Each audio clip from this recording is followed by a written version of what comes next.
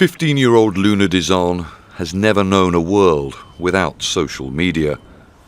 Scrolling, watching videos, virtually chatting with friends, liking, not liking, it has shaped much of her young life.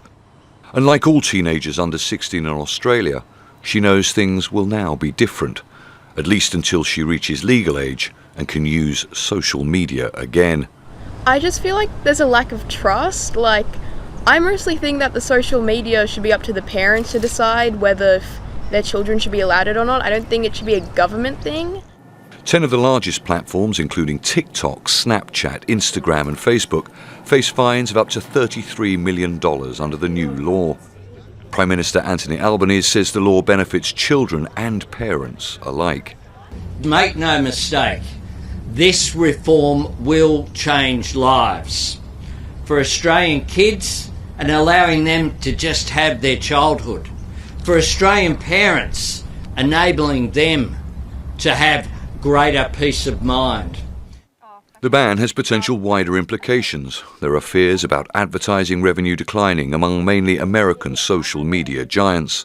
A US congressional committee says it wants Julie Inman, the chief Australian regulator overseeing the ban, to testify, describing her as a foreign official challenging freedom of speech protected in the US by the First Amendment. We have young Australians who have literally taken their lives as a result of accessing these platforms. Do you know about free speech?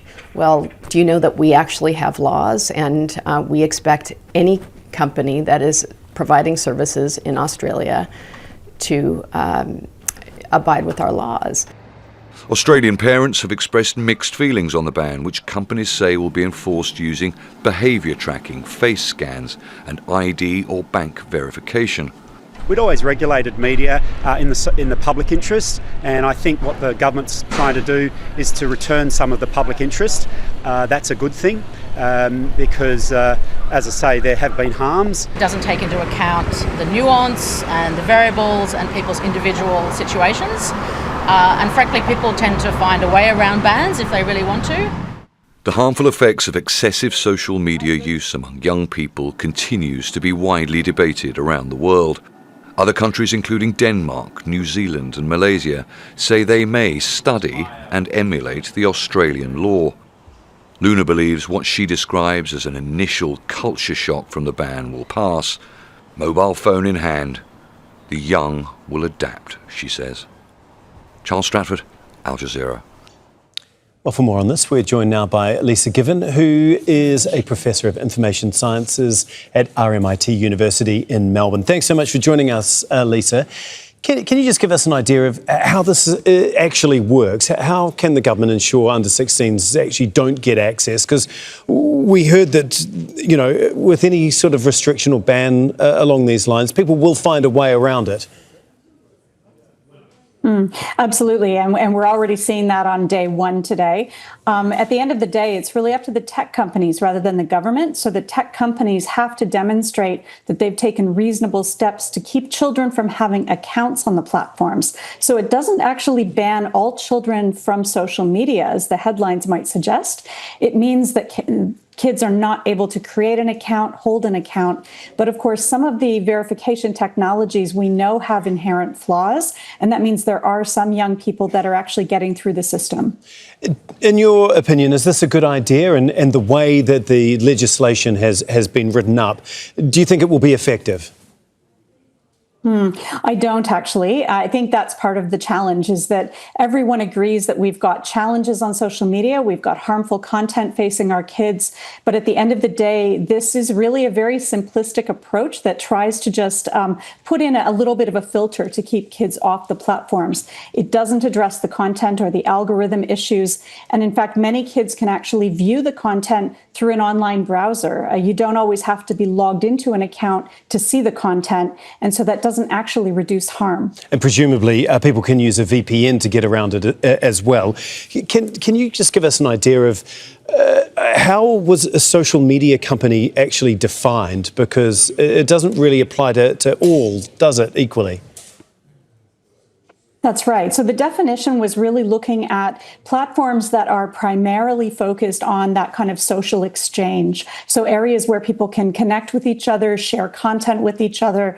And then the government really started to target platforms that really had a large number of young children active on them. So at the moment, we have a list of about 10 platforms, including Instagram, Facebook, the kind of common ones you think of. But that list is expected to grow over time. And we're already seeing that a lot of kids are already jumping onto new platforms that haven't yet been identified. Yeah, you said the onus is on the technology companies to sort of police this. I mean, the government says it's going to fine up to, I think the fine is up to $30-odd million if they don't comply. Given how wealthy these companies are, is that enough of a deterrent? And I guess inherently, can we actually trust these companies to monitor themselves? I think what they're going to do is put in, some testing grounds of what do we mean by reasonable steps that they have to take. So we're already seeing them using, facial scanning technology, some inference technologies. But at the end of the day, as you suggest, the fine is not a lot of money. And I think what's going to happen is that we will likely see tests in court around that definition of reasonable steps. So if the government does attempt to fine a company like Facebook, even if it's taken some initial steps, that may end up in court and may take several months to sort out. How will we know if this is an idea that's actually worked? And I guess, what are the measures? How is the government actually going to measure that? What the government has done is has asked the companies to effectively identify how many accounts they had that were managed by under 16s. And over time, they're going to ask them to do a lot of reporting to demonstrate that they've closed down a number of accounts. The challenge is, of course, we don't know what percentage of account closure would be considered sufficient. What actually is going to constitute success? Is it 50%, 75? We know that the technology to remove kids is not sufficient to meet 100%, but we're just not sure what that threshold's going to be. OK, thank you so much, Lisa. Fascinating to talk to you. Lisa Given for us out of Melbourne today. Thank you. Don't miss out. Get the full picture. Subscribe to Al Jazeera for reliable news, expert insight. Like, share, stay ahead.